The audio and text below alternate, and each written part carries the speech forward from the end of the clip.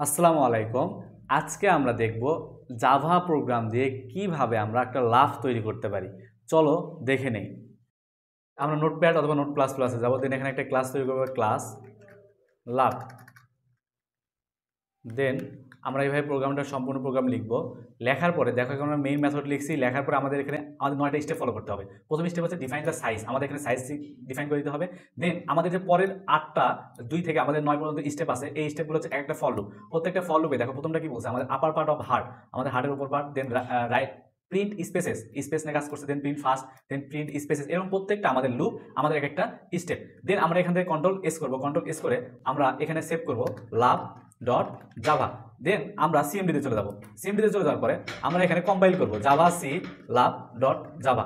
দেন আমরা কি করব, এটা আমাদের বিল্ড করব। এখন দেখো জাভা লাভ, তাহলে দেখো আমাদের লাভটা এখন সম্পূর্ণরূপে চলে আসছে।